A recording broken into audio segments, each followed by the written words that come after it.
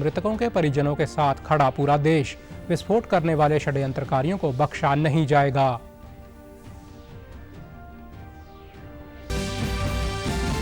मुख्यमंत्री नायब सिंह सैनी ने पिंजौर से निकली शहीदी यात्रा में की शिरकत। अंबाला के गवर्नमेंट पॉलिटेक्निक का नाम गुरु तेग बहादुर के नाम पर रखने का किया ऐलान।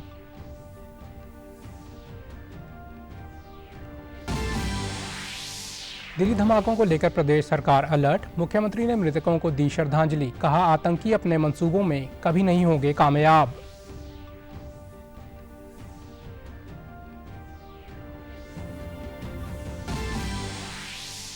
और मुख्यमंत्री नायब सिंह सैनी ने अंबाला में किया स्टेट चैंपियनशिप का शुभारंभ।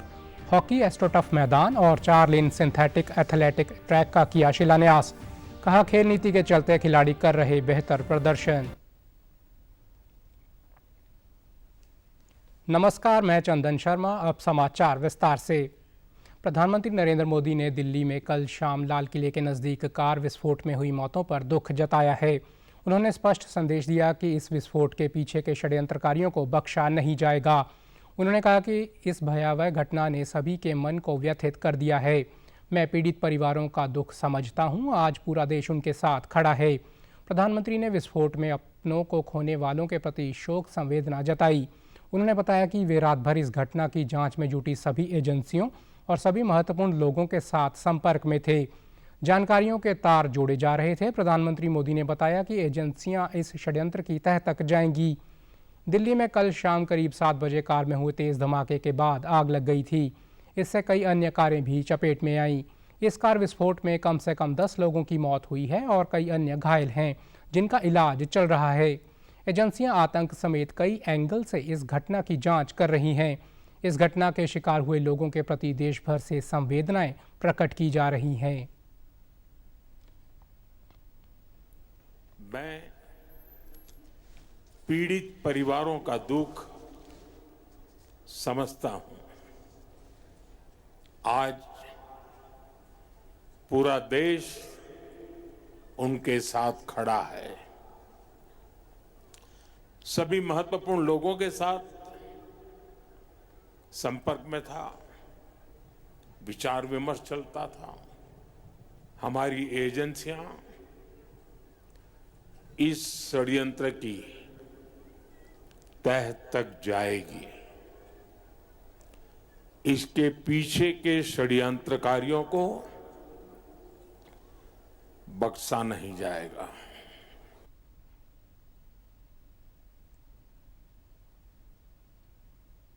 मुख्यमंत्री नायब सिंह सैनी ने आज पिंजौर में श्री गुरु तेग बहादुर जी के 350वें शहीदी दिवस के उपलक्ष्य में आयोजित शहीदी यात्रा में शिरकत की। इस अवसर पर मुख्यमंत्री नायब सिंह सैनी ने अपने संबोधन में कहा कि ये यात्रा श्री गुरु तेग बहादुर जी के बलिदान, तप, त्याग, विचार और धर्म के लिए उनकी शहादत को जन जन तक पहुंचाने का हरियाणा सरकार का प्रयास है। मुख्यमंत्री ने अंबाला शहर में स्थित गवर्नमेंट पॉलिटेक्निक का नाम गुरु तेग बहादुर जी के नाम पर रखने की घोषणा की। नायब सैनी ने यमुनानगर में बन रहे मेडिकल कॉलेज का नाम भी श्री गुरु तेग बहादुर जी के नाम पर रखने का ऐलान किया।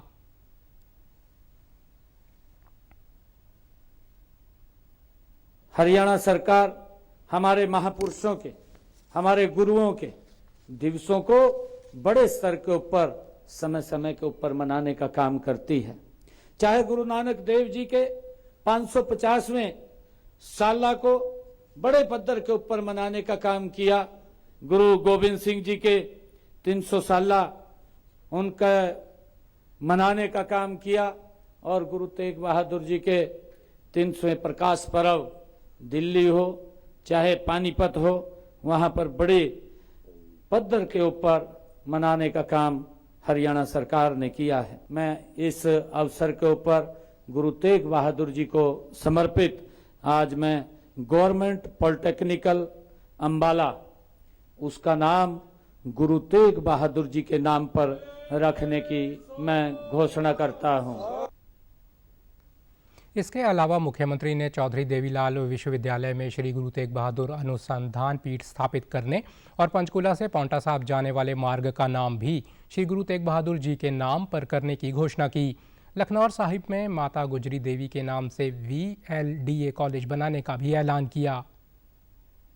देवीलाल यूनिवर्सिटी है, उस यूनिवर्सिटी में जब ये यात्रा हमने प्रारंभ की थी तो वहां पर हमने गुरु तेग बहादुर जी के नाम से एक चेयर भी स्थापित की थी ताकि आने वाली पीढ़ियां उसके ऊपर रिसर्च कर सकें। हमने यमुनानगर में जो मेडिकल कॉलेज वहां पर बन रहा है, उस मेडिकल कॉलेज का नाम भी हमने गुरु तेग बहादुर जी के नाम पर वहां पर रखा है। पंचकुला से पांवटा साहिब तक जो रोड है उसको गुरु गोविंद सिंह जी के नाम पर वो रखा है। और हमने गुरु गोविंद सिंह जी के बेटे के नाम से असंध में एक कॉलेज का नाम भी वहां पर रखा है। और जहां पर गुरु गोविंद सिंह जी की ननिहाल लखनौर साहिब, वहां पर एक VLDA कॉलेज भी माता गुजरी के नाम से रखने का हमने निर्णय किया है। दिल्ली में हुए बम धमाके पर मुख्यमंत्री नायब सिंह सैनी का भी बयान आया है। सैनी ने कहा कि आतंकी अपने मंसूबों में कामयाब नहीं होंगे और उनको मुंह की खानी पड़ेगी। उन्होंने कहा कि फरीदाबाद में आतंकियों को दबोचने के लिए अभियान चलाया जा रहा है। सर्च अभियान चल रहा है क्योंकि वहां से जिस प्रकार की सामग्री मिली है और उसको लेकर के डीपली सैनिटाइज करने के लिए लगे हुए हैं। डीपली चेक किया जाए, वहां से काफी सामान बरामद हुआ है, गिरफ्तार भी किए हैं काफी लोग। चैन कहाँ तक है उसका पता लगे। हरियाणा पुलिस अलर्ट है। धमाके के बाद अंबाला पुलिस ने भी जिले भर में हाई अलर्ट जारी किया है। कैबिनेट मंत्री अनिल विज ने दिल्ली ब्लास्ट को बड़ी दुखद घटना बताते हुए कहा कि इस मामले में एजेंसियां जांच कर रही हैं और तथ्य जल्दी सामने आएंगे।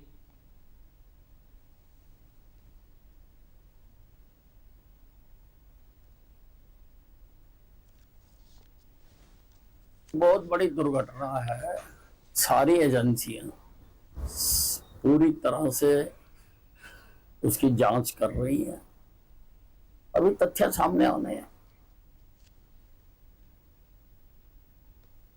बम धमाके के बाद शहर की सुरक्षा कड़ी की जा रही है। जिले के हर चौराहे, बस अड्डों, रेलवे स्टेशनों और भीड़भाड़ वाले इलाकों में पुलिस कर्मियों को तैनात किया गया है। पुलिस अधीक्षक अजीत सिंह शेखावत ने बताया कि सुरक्षा की दृष्टि से चप्पे चप्पे पर पुलिस तैनात कर सघन चेकिंग का अभियान शुरू किया गया है। वहाँ पर एक गाड़ी में ब्लास्ट हुआ है।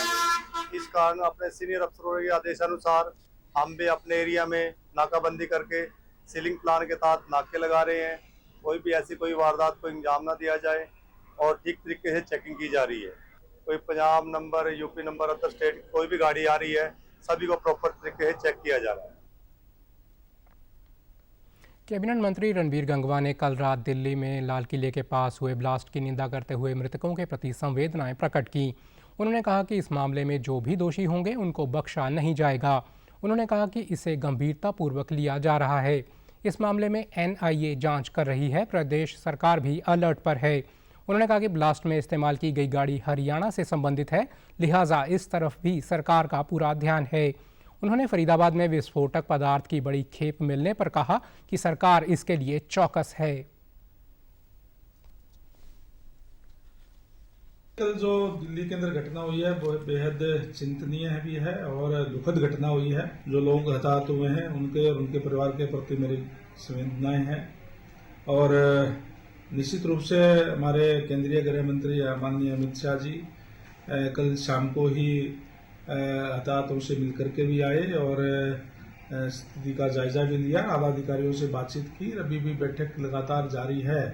निश्चित तौर पर आज मैं कह सकता हूं कि नया भारत है, मोदी जी का भारत है। इसके अंदर कहीं भी कोई आतंकवाद को जगह नहीं है। निश्चित तौर पर इस घटना के पीछे भी जो लोग हैं, जो भी कनेक्शन होंगे, उनके खिलाफ कड़ी कार्रवाई की जाएगी। हरियाणा सरकार में भी पूर्ण रूप से अलर्ट है इस घटना के बाद में। और माननीय CM साहब ने कल ही सभी अधिकारियों को, हमारे सुरक्षा बलों को दिशा निर्देश दे दिए हैं। आम नागरिकों को कोई किसी प्रकार की चिंता करने की जरूरत नहीं है। दिल्ली के Lal Qila metro station gate के पास हुए कार बम विस्फोट ने पूरे NCR क्षेत्र को दहला कर रख दिया है। इस घटना में अब तक 10 लोगों की मौत की पुष्टि हो चुकी है, जबकि 24 से अधिक लोग घायल हैं। इस घटना के तुरंत बाद दिल्ली सहित पूरे NCR में हाई अलर्ट घोषित कर दिया गया। हरियाणा के DGP के निर्देश पर राज्य भर में सुरक्षा व्यवस्था कड़ी कर दी गई है। विशेष रूप से दिल्ली से सटे जिले जैसे नूंह, गुरुग्राम, फरीदाबाद और पलवल में इंटर-स्टेट बॉर्डर्स पर बड़े पैमाने पर वाहन चेकिंग अभियान शुरू किया गया है। नूंह जिले में पुलिस पूरी तरह अलर्ट मोड पर है। संदिग्ध वाहनों और व्यक्तियों पर कड़ी निगरानी रखी जा रही है। पुलिस प्रवक्ता के अनुसार Nuh, अड़बर Chowk, Rewasan K MP toll plaza, Tauru, Pataudi Chowk सहित जिले की भिवाड़ी, गुरुग्राम, सोहना, पलवल, उत्तर प्रदेश राजस्थान बॉर्डर सहित सभी सीमाओं पर नाकाबंदी कर संदिग्ध वाहनों की गहन जांच की जा रही है। डीजीपी के निर्देश पर public transport, bus stand, parking area, hotel और धर्मशालाओं की विशेष चेकिंग शुरू की गई है। पुलिस प्रशासन ने लोगों से अपील की है कि शांत रहें और कोई संदिग्ध व्यक्ति या लावारिस वस्तु दिखे तो तुरंत 112 नंबर पर डायल कर पुलिस को सूचना दें। राजधानी दिल्ली में लाल किले के पास कार में हुए बम धमाके से पूरा देश दहल गया है। इस आतंकी वारदात के बाद फरीदाबाद पुलिस चौकन्नी हो गई है। शहर के मुख्य स्थानों, चौक चौराहों पर नाकाबंदी कर वाहनों की जांच की जा रही है। वहीं बीते कल फरीदाबाद में धमाकों से पहले एक बड़ी आतंकी साजिश को पुलिस ने नाकाम कर दिया। हरियाणा और जम्मू कश्मीर पुलिस की संयुक्त कार्रवाई में धोज थाना क्षेत्र से मस्जिद के इमाम को भी गिरफ्तार किया गया। मस्जिद के इमाम के पास मुजम्मिल आता, जिसे पुलिस ने सोमवार को गिरफ्तार किया था। वहीं पुलिस ने गांव फतेहपुर तगा स्थित डनर कॉलोनी से छापेमारी कर लगभग 2600 किलो संदिग्ध विस्फोटक पदार्थ बरामद किया है, जबकि इससे पहले 360 किलो संदिग्ध विस्फोटक, राइफल, पिस्टल, मैगजीन, टाइमर और बैटरियां मुजम्मिल से बरामद की थी। गांव के सरपंच ने बताया कि जिनके मकान से बरामदगी हुई है उसे पुलिस ले गई है। दिल्ली धमाके के बाद फरीदाबाद पुलिस अलर्ट पर है। सारण थाने के एसएचओ के अनुसार वाहनों की गहनता से तलाशी ली जा रही है।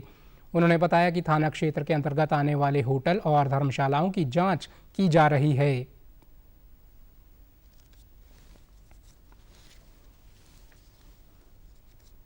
7:30 बजे हमारे पास कंट्रोल रूम से सीपी साहब के आदेश अनुसार सूचना प्राप्त हुई थी कि अलर्ट कर दिया गया है दिल्ली में एक कार I-20 जिसमें बम धमाका हुआ है। तो पूरे फरीदाबाद में नाकाबंदी कर दी गई है। जो भी व्हीकल आ रहे हैं उनको चेक कर रहे हैं, संदिग्ध है उनको चेक कर रहे हैं, और जितने होटल, धर्मशाला या कोई भी जगह है ओयो वगैरह उनको चेक कर रहे हैं। सूचना मिली है, इसमें हमारी अलग अलग टीमें काम कर रही हैं और हम इसमें सतर्कता से काम कर रहे हैं। कैबिनेट मंत्री कृष्ण कुमार बेदी आज महाराष्ट्र के नांदेड़ साहब गुरुद्वारे पहुंचकर गुरु तेग बहादुर जी के 350वें शहीदी दिवस के राज्य स्तरीय कार्यक्रम के लिए गुरुद्वारा के जत्थेदारों और मैनेजमेंट कमेटी को निमंत्रण देंगे। इस दौरान वे गुरुद्वारे में माथा टेक कर अरदास भी करेंगे। अपने इस दौरे की जानकारी देते हुए उन्होंने कहा कि गुरु तेग बहादुर जी ने 350 साल पहले देश की एकता और अखंडता के लिए स्वयं को कुर्बान किया था। उनके शहीदी दिवस के मौके पर प्रदेश भर में यात्राएं और कार्यक्रम चल रहे हैं। उन्होंने बताया कि शहीदी दिवस के समापन पर कुरुक्षेत्र में 25 नवंबर को होने वाले राज्य आयोजन में प्रधानमंत्री नरेंद्र मोदी शिरकत करेंगे। प्रधानमंत्री के कार्यक्रम को लेकर अकाल तख्त को निमंत्रण दिया जा रहा है। जल्द ही हरमंदिर साहब, आनंदपुर साहिब और दमदमा साहिब में जाकर भी जत्थेदारों को निमंत्रण दिया जाएगा। इससे पहले पटना साहिब गुरुद्वारे में जाकर निमंत्रण दिया गया। 25 नवंबर को हिंद की चादर गुरु तेग बहादुर जी ने, जो 350 साल पहले इस देश की एकता, अखंडता और इस समाज के प्रति अपना समर्पण देकर इस देश की आन बान शान बचाने के लिए स्वयं को कुर्बान किया, उनकी याद में पूरे देश के अंदर शहीदी दिवस मनाया जा रहा है। और विभिन्न धार्मिक स्थलों से, गुरुद्वारों से एक यात्राएं पूरे प्रदेश में चल रही हैं और 25 नवंबर को देश के प्रधानमंत्री जी उन सभी यात्राओं का कुरुक्षेत्र की ऐतिहासिक और पावन धरा पर, क्योंकि 10 की 10 पातशाही कुरुक्षेत्र में है, उसमें प्रधानमंत्री जी स्वयं शरीक होंगे और हरियाणा सरकार इसका टोटली आयोजन कर रही है। मुख्यमंत्री जी ने भी डबवाली से उस यात्रा को हरी झंडी दी। सनातन एकता पद यात्रा का पलवल के नेताजी सुभाष चंद्र बोस स्टेडियम पहुंचने पर खेल मंत्री गौरव गौतम द्वारा स्वागत किया गया। बागेश्वर धाम के पीठाधीश्वर धीरेन्द्र कृष्ण शास्त्री की अगुवाई में ये यात्रा निकाली जा रही है। इस अवसर पर बागेश्वर धाम के महाराज धीरेन्द्र कृष्ण शास्त्री ने कहा कि हिंदुओं को एकजुट करने के लिए पद यात्रा निकाली जा रही है। हमें तो भैया बालाजी ने भेजा है, उनकी यात्रा है, उनकी ही आज्ञा है उनके ही रूप में पदयात्री बांके बिहारी से मिलने जा रहे हैं। बस तुम एक रहो तो बचे रहोगे, अलग अलग रहोगे तो जल्दी ही डायनासोर की तरह विलुप्त हो जाओगे। इसलिए आज ही प्रण ले लो, हम सब हिंदू। खेल राज्य मंत्री गौरव गौतम ने कहा कि ये सनातन एकता पदयात्रा केवल एक आध्यात्मिक आयोजन नहीं बल्कि सनातन संस्कृति की जीवंत परंपरा, भक्तिभाव और सांस्कृतिक चेतना का अद्भुत संगम है। खेल मंत्री ने यह भी कहा कि पदयात्रा का उद्देश्य है समाज में समरसता स्थापित करना, भारत का गौरवशाली राष्ट्र बनाना, ब्रजधाम क्षेत्र मांस और मदिरा से पूर्णतः मुक्त हो। यात्रा है इसका सब पलवलवासी, पूरा इलाका पलकों पर छाए हुए इनका स्वागत अभिनंदन करेगा और ये सनातन को जोड़ने के लिए एक बहुत भव्य दिव्य यात्रा है। हम इनका आने वाली पीढ़ी, युवा भी इस यात्रा का स्वागत अभिनंदन कर रहे हैं। सनातन को मानने वाले लोग हो, उस सर्वे भवन्तु सुखना की बात करते हैं, वसुधैव कुटुंबकम की बात करते हैं, तो उसी प्रकार से ये पूरा कुनबा सनातन का लेकर आज चल रहा है। इसका जगह जगह पर भव्य स्वागत हो रहा है। बागेश्वर धाम पीठाधीश्वर धीरेन्द्र कृष्ण शास्त्री ने दिल्ली में बम धमाके की घटना पर प्रतिक्रिया देते हुए कहा कि इस घटना को अंजाम देने वालों को पकड़कर फांसी दी जानी चाहिए। उन्होंने धमाके में जान गंवाने वाले लोगों को श्रद्धांजलि अर्पित की। धीरेन्द्र कृष्ण शास्त्री ने फरीदाबाद में पकड़े गए आतंकी को विशेष धर्म का बताते हुए कहा कि हम मुसलमानों के विरोधी नहीं हैं, पर ऐसे आतंकवादी जब किसी एक मजहब से निकलते हैं तो लगता है कि भारत में हिंदू एकता की कमी है। चिंता है तुम्हारी आने वाली पीढ़ियां शुक्रवार को कहीं मस्जिद ना जाने लगे और रविवार को कहीं चर्च में ना घुसने लगे। हमारी मुसलमानों से लड़ाई नहीं है, ईसाइयों से लड़ाई नहीं है, और हम अपनी बातों में बात बोलते हैं। हमने कभी किसी मजहब का विरोध नहीं किया। हम राम के थे, राम के हैं, राम के रहेंगे। दिल्ली में कल हुए कार ब्लास्ट के बाद सिरसा पुलिस भी अलर्ट हो गई है। पुलिस शहर में नाके लगाकर वाहनों की चेकिंग कर रही है। वहीं रेलवे स्टेशन पर रेलवे पुलिस द्वारा चेकिंग अभियान चलाया गया। आने जाने वाली गाड़ियों और यात्रियों के सामान की भी जांच पड़ताल की जा रही है। जीआरपी चौकी प्रभारी भूप सिंह ने बताया कि दिल्ली में हुए कार ब्लास्ट के बाद सिरसा पुलिस अलर्ट मोड पर है। सभी गाड़ियों को चेक किया जा रहा है और यात्रियों पर कड़ी नज़र रखी जा रही है। उन्होंने आमजन के साथ साथ यात्रियों से अपील करते हुए कहा कि किसी भी अनजान व्यक्ति या सामान को देखते हैं तो तुरंत इसकी सूचना पुलिस को दें।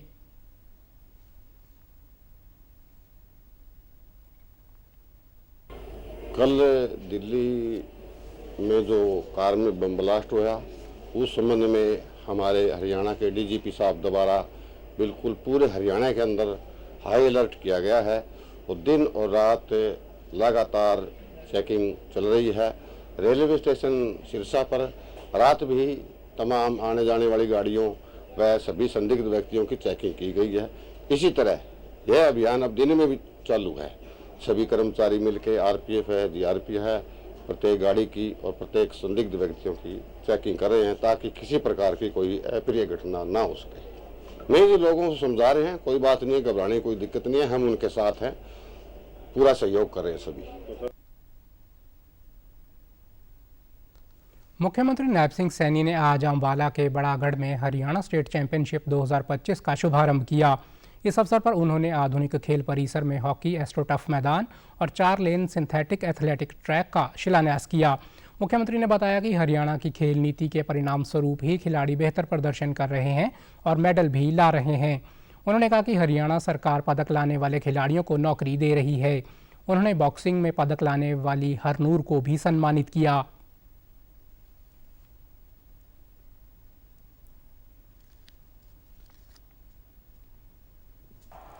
मैं सभी होनहार खिलाड़ियों को, सभी भाई और बहनों को मैं इस हरियाणा स्टेट चैंपियन 2025 के उद्घाटन अवसर पर बहुत बहुत बधाई देता हूं, शुभकामनाएं देता हूं।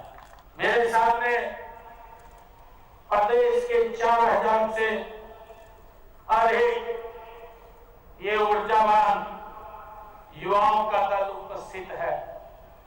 उनके चेहरों पर जो मुस्कान, जो उमंग वो दमक रही है, हर दिल में एक ही संकल्प धड़क रहा है कि मैदान में उतरेंगे तो जीत करके ही लौटेंगे। खेल विभाग की उप निदेशक कविता ने बताया कि 11 से 13 नवंबर तक राज्य स्तरीय खेल प्रतियोगिताओं का आयोजन किया जा रहा है। उन्होंने बताया कि बड़ागढ़ में वॉलीबॉल व हैंडबॉल की प्रतियोगिताएं और तैराकी व बैडमिंटन की प्रतियोगिताएं अंबाला छावनी के वॉर हीरोज स्टेडियम में होगी।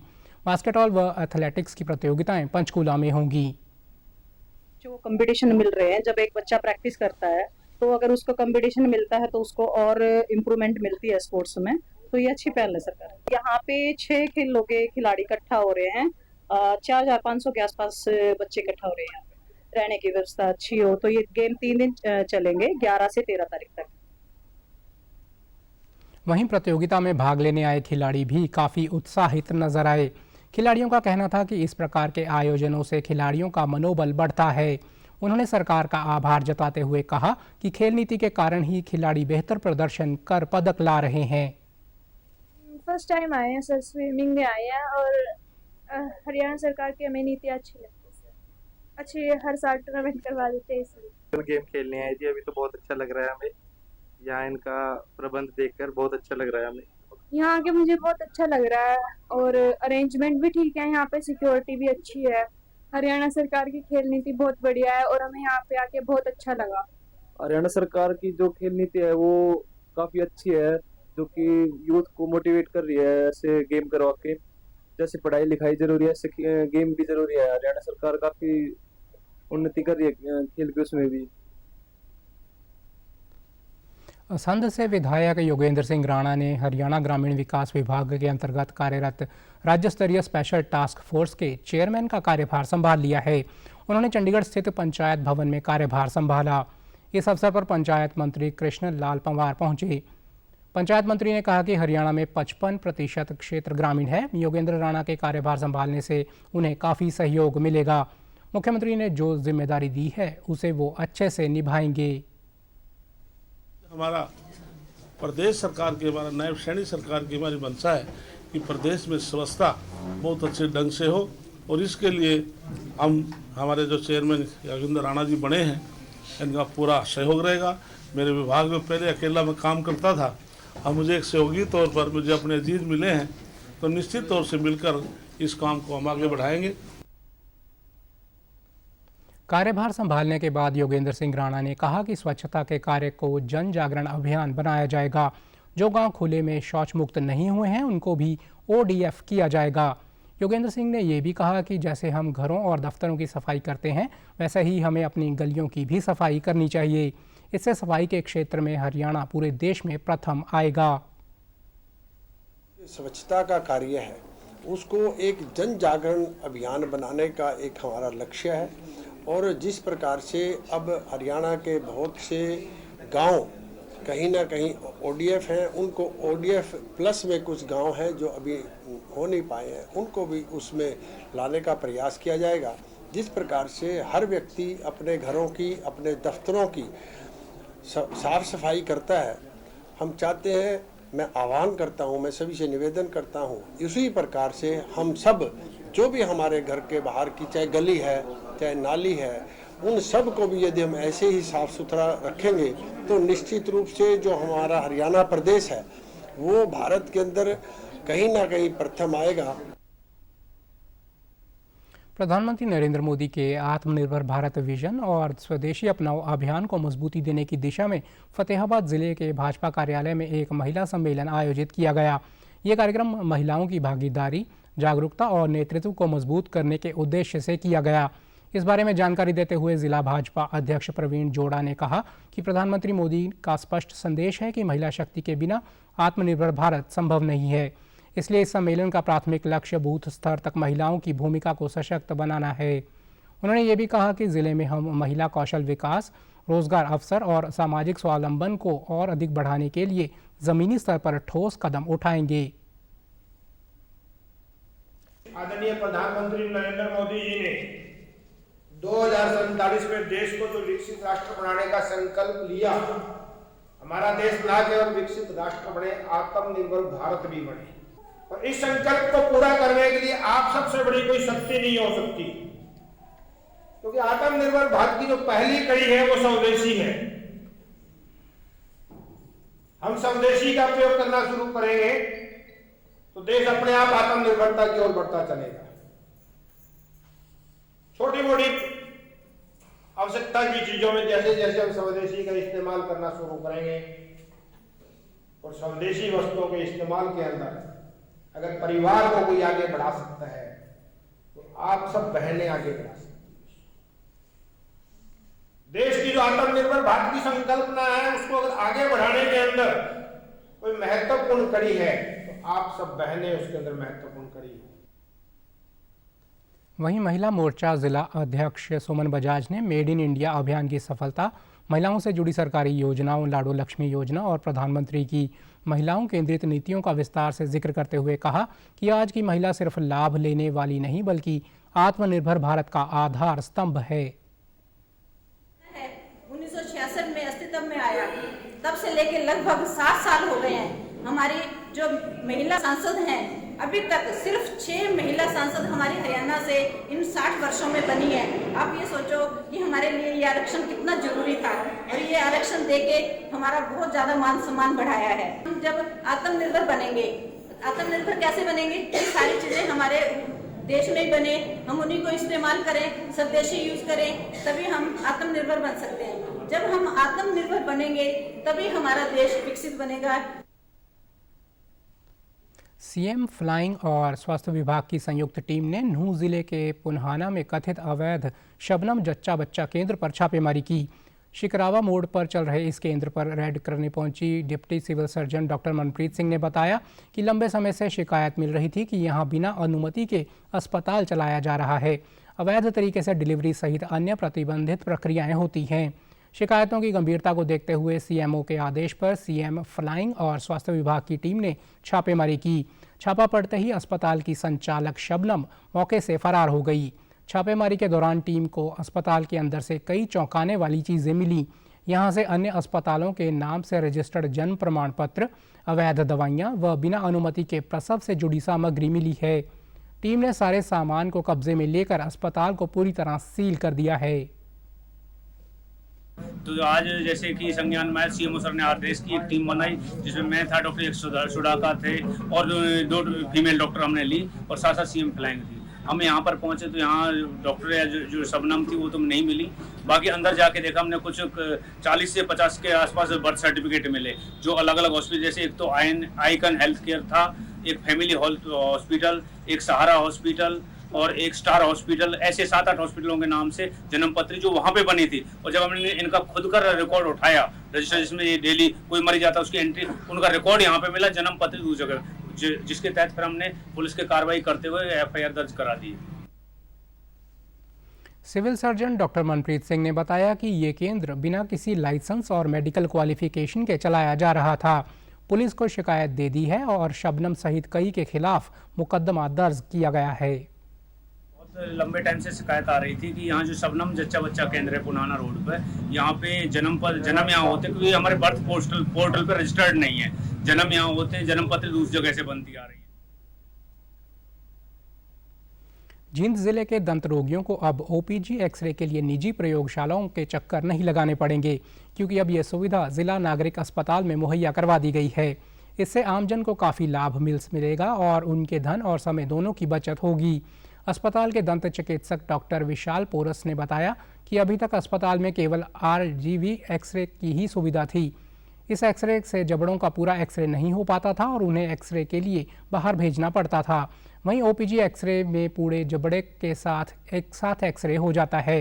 यह ज़्यादा सटीक और विश्वसनीय भी है। उन्होंने बताया कि नागरिक अस्पताल में प्रतिदिन डेंटल की ओपीडी में 300 से अधिक मरीज आते हैं। हमारे यहाँ पर औसतन 300 मरीज प्रतिदिन दांतों की तकलीफ के बारे में आते हैं, जिसका हम उपचार और ट्रीटमेंट देते हैं। पहले हमारे पास RVG था। RVG का मतलब है एक डिजिटल एक्सरे, जो हम जैसे तुरंत दांतों का एक्सरे कर पाते थे। उसमें ये डिसएडवांटेज था कि हम 1 या 2 दांत को तुरंत देख पाते थे। अब हमारे हॉस्पिटल में ओपीजी मशीन आ गई है जिसमें समाचारों में आज इतना ही। नमस्कार।